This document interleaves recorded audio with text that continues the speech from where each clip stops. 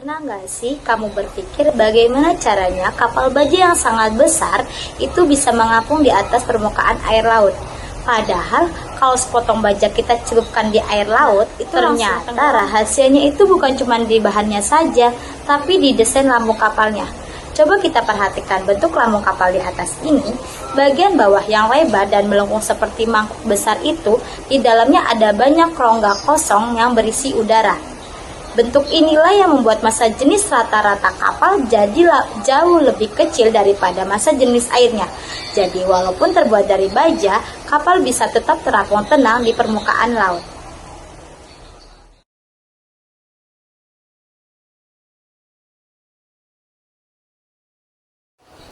Dan sekarang mari kita lihat gaya-gaya apa saja yang bekerja pada sebuah kapal ketika berada di air. Kapal memiliki gaya berat yang arahnya ke bawah. Gaya ini berasal dari seluruh massa kapal, termasuk badan kapal, muatan, dan segala yang ada di dalamnya. Tapi di sisi lain, air memberikan gaya apung yang arahnya ke atas. Gaya apung ini muncul karena air menekan bawah kapal lebih besar daripada bagian atasnya. Nah, disinilah peran penting lambung kapal. Bentuknya yang melengkung dan berongga besar membuat volume air yang dipindahkan menjadi lebih banyak. Semakin besar volume air yang dipindahkan, maka semakin besar pula gaya apung yang diterima kapal. Jadi, meskipun kapal terbuat dari baja, selama gaya apungnya lebih besar atau sama dengan gaya beratnya, kapal akan tetap terapung dengan stabil di permukaan air laut. Percobaan sederhana untuk memahami bagaimana gaya apung bekerja. Perhatikan 3 botol yang sama bentuknya. 1 botol kosong, 1 botol setengah terisi air, dan 1 lagi botol penuh air. Saat ketiganya dimasukkan ke dalam wadah berisi air, apa yang terjadi? Botol kosong terapung di permukaan, sedangkan botol setengah terisi air berada di posisi melayang, dan botol penuh air tenggelam ke dasar. Mengapa hasilnya berbeda padahal bentuk ketiga botol ini sama? Perbedaannya ada pada massa jenis rata-rata setiap botol. Botol kosong memiliki massa jenis paling kecil karena di dalamnya hanya ada udara, sehingga gaya apung yang diterimanya lebih besar dari beratnya.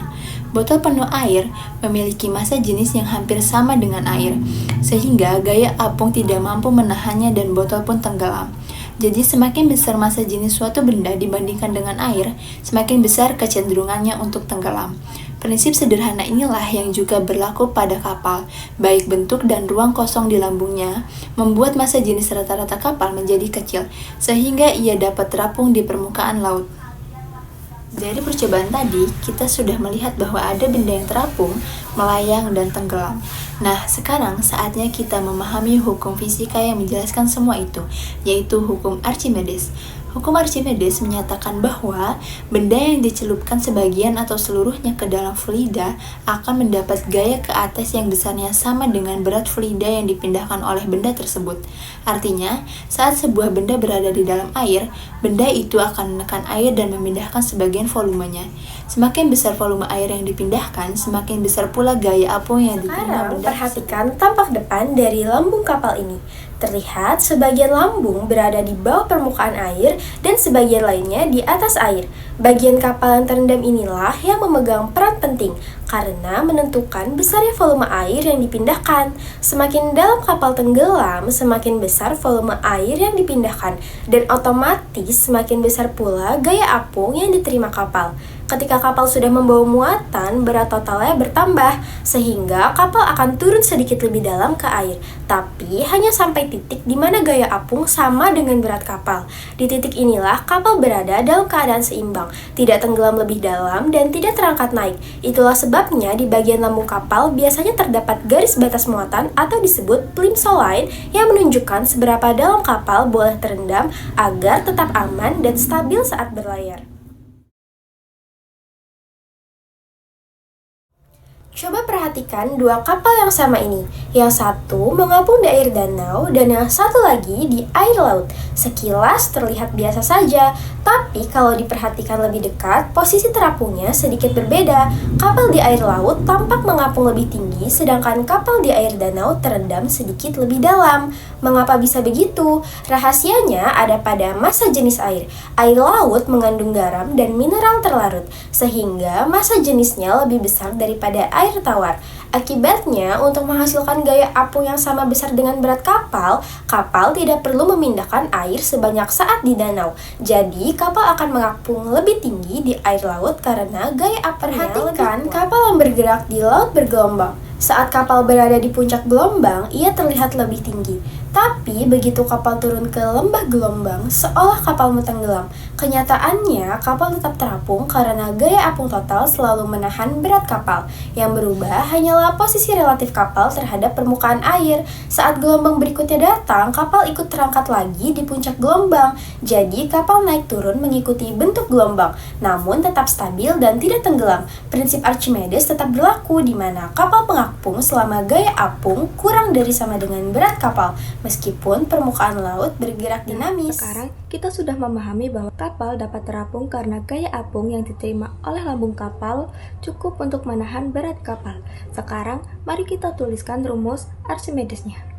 Rumus prinsip Archimedes dapat dituliskan sebagai Fa sama dengan Rho dikali G dikali V, dengan Fa yaitu gaya apung dengan satuan N yaitu Newton, dan Rho sebagai massa jenis fluida dengan satuan kilogram per meter kubik, dan G sebagai percepatan gravitasi dengan satuan meter per second kuadrat, dan V sebagai volume fluida yang dipindahkan dengan satuan meter kubik. Mencoba contoh soal sederhana untuk melihat rumus Archimedes yang akan diterapkan pada kapal. Sebuah benda terapung sebagian di permukaan air. Volume bagian benda yang terendam adalah 0,01 meter kubik, sedangkan massa jenis air adalah 1000 kg per meter kubik. Menurut prinsip Archimedes, gaya apung yang bekerja pada benda sama dengan berat fluida yang dipindahkan. Jika benda tersebut tetap terapung meskipun beratnya bertambah sedikit, apa yang bisa kamu simpulkan tentang gaya apung dan bagaimana cara menghitung besarnya? Sebuah benda terapung sebagian di permukaan air. Artinya, benda ini nggak tenggelam seluruhnya tapi juga nggak melayang. Dia ada di posisi seimbang antara gaya berat dan gaya apung. Di slide sebelumnya, kita sudah tahu rumus dasar dari prinsip Archimedes, yaitu Fa sama dengan Rho dikali G dikali V. Lalu 0,01 meter kubik sebagai volume dan 1000 kg per meter kubik sebagai Rho. Kita masukkan Rho sama dengan 1000 dikali percepatan gravitasi yaitu 9,8 dikali V yaitu 0,01 sama dengan 98 Newton.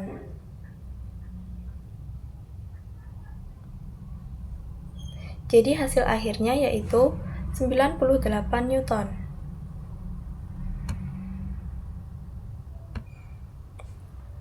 Benda tetap terapung meskipun beratnya bertambah sedikit. Artinya benda itu akan tenggelam sedikit lebih dalam ke dalam air supaya bisa memindahkan lebih banyak volume air. Karena semakin banyak air yang dipindahkan, maka gaya apungnya juga akan semakin bertambah.